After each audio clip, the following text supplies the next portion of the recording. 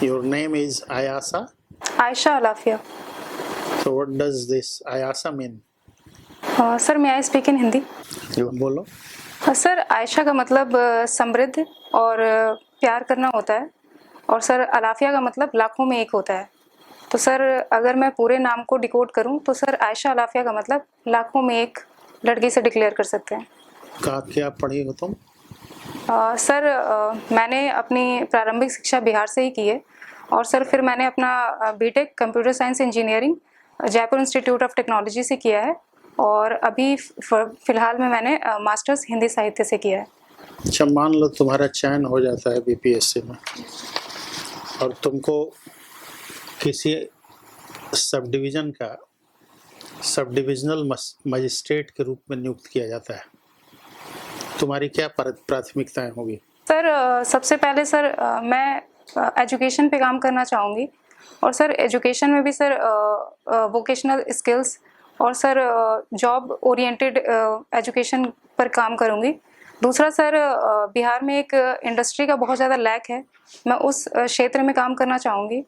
और सर तीसरा मैं सर 73% जिस तरीके से हमारी आबादी बिहार की एग्रीकल्चर बेस्ड है, तो मैं सर कोशिश करूँगी कि जो बिहार में जो आपदाएं आती हैं जैसे कि नॉर्थ बिहार में फ्लड की समस्या है और साउथ बिहार में ड्रॉट की समस्या है, इनका निवारण करने की मैं पूरी कोशिश करूँगी. तो बिहार में आपदा से संबंधित किसानों के लिए कौन कौन सी योजनाएं चलती है? जब आपदा आता है तो दो तरह से आपदा रिफ्लेक्ट होता है, एक अतिवृष्टि, दूसरा अनावृष्टि. अतिवृष्टि अगर होती है तो फसलें नष्ट होता है, साथ साथ बाढ़ आता है. तो अगर किसी क्षेत्र में जहां तुम एसटी सब डिविजनल मजिस्ट्रेट के रूप में काम कर रही हो तो वहां आपदा अगर आ गया, बाढ़ आ गया, तो बाढ़ के समय किसानों को राहत देने के लिए कौन कौन सी योजनाएं चलाई जाती हैं? सॉरी सर, मैं अभी रिकॉल नहीं कर पा रही हूँ. ठीक है. अच्छा, ये तुम्हें अभी जो किसानों के लिए जो प्रधानमंत्री ने जो योजना चलाया है जिसे किसान सम्मान योजना बोलते हैं, वो कब और कितनी राशि किसानों को भुगतान की जाती है? सर इसमें 6,000 रुपये राशि आवंटित की गई है किसानों को आपदा में.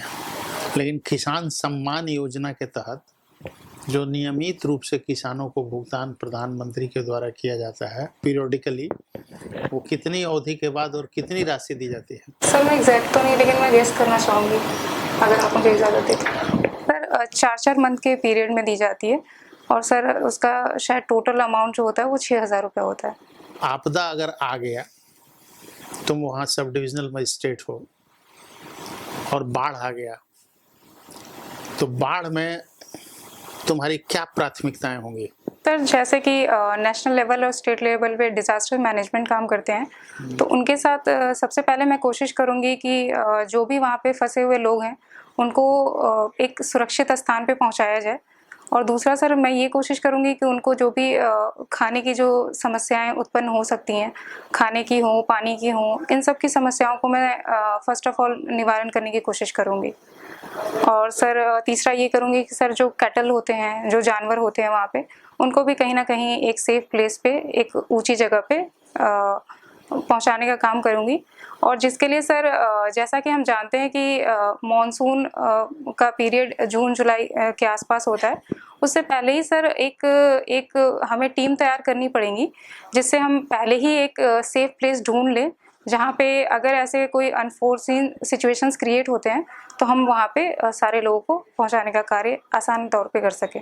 सब डिविजनल मजिस्ट्रेट का बेसिक ड्यूटी क्या होता है? सर जैसे लॉ एंड ऑर्डर मेंटेन करना, शिकायतों का समाधान करना और सर जो भी राहत कार्य चल रहे हैं उनको पहुंचाना और उन पर अच्छे तरीके से निगरानी रखना.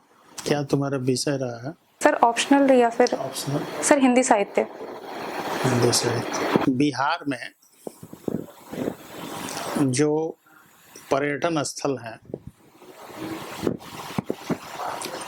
उसमें गांधी जी से रिलेटेड जो गांधी सर्किट है उसके विषय में तुमको क्या आइडिया है? सॉरी सर, रिकॉल नहीं कर पा रही हूँ। बिहार राज्य का जो मूल उद्योग है या बिहार में अगर तुम औद्योगिक विकास करने का तुम्हें जिम्मेवारी दिया जाता है तो तुम्हारी क्या प्राथमिकताएं होगी?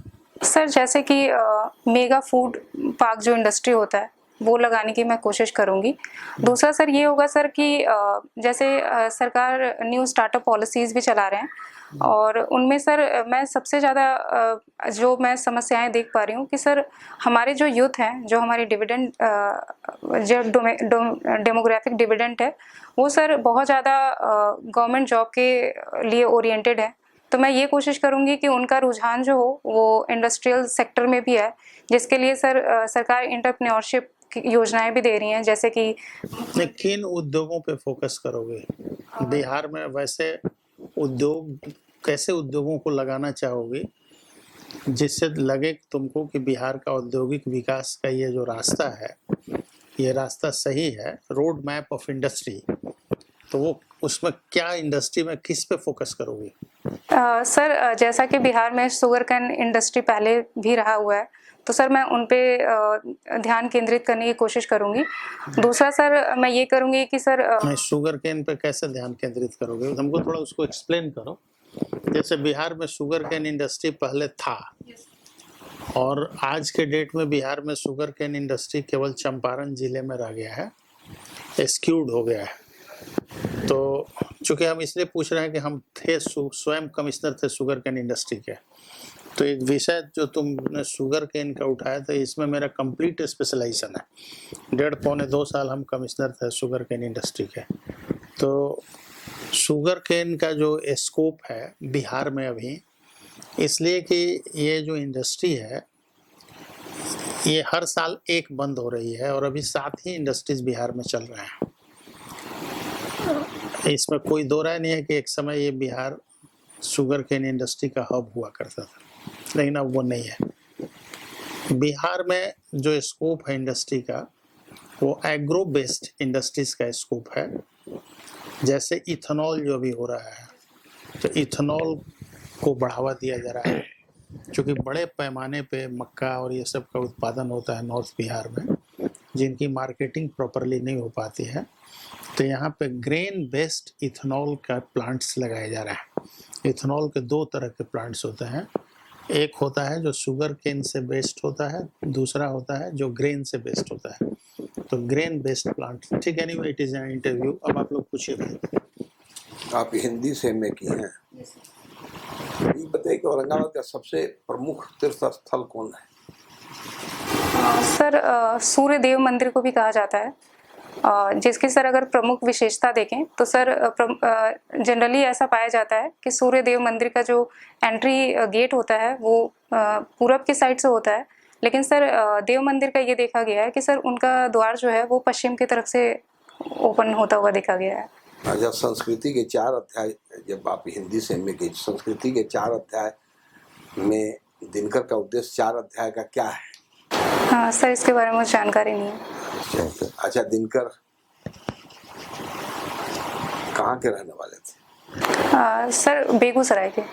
आप बीपीएससी के माध्यम से इसी अधिकारी ही क्यों बनना चाहती हैं? समाज की सेवा अन्य माध्यमों से किया जा सकता है, आप बीपीएससी अधिकारी ही क्यों बनना चाहते हैं? सर बीपीएससी से जैसे कि सर बिहार एडमिनिस्ट्रेटिव है, इनका कार्य क्षेत्र काफ़ी विस्तृत है, जिनमें सर मुझे कई क्षेत्रों में काम करने का मौका मिलेगा। और सर इसमें ये है कि सर जॉब अपॉर्चुनिटी अच्छी है और कहीं ना कहीं सर जो मेरी अपनी पर्सनल स्किल है उनको भी यहाँ पे ग्रोथ करने का मौका मिलेगा, और साथ ही साथ मैं यहाँ के जो भी आम जनता नागरिक है उनको मैं बखूबी अपना सहयोग और कंट्रीब्यूट देना चाहती हूँ। हिंदी लिटरेचर से रस सिद्धांत आपने पढ़ा है, शांत रस से को 9 रस कहा गया है, 9वां रस किसने कहा, क्यों कहा? सॉरी सर, इसके बारे में जानकारी नहीं। ठीक है, जा सकती हो, यू कैन गो नाउ। जैसा कि मैंने बीपीएससी कॉन्सेप्ट बदला का आज मॉक इंटरव्यू सेशन ज्वाइन किया और इसमें मुझे काफ़ी अच्छा फील हो रहा है और इसमें बहुत सारी इम्प्रूवमेंट मुझे बताई गई जिस क्षेत्र में मुझे करने की ज़रूरत है और यहाँ का सेशन काफ़ी सराहनीय है और होपफुली मैं इन पे काम करके और इन पे अच्छा करने की कोशिश करूँगी।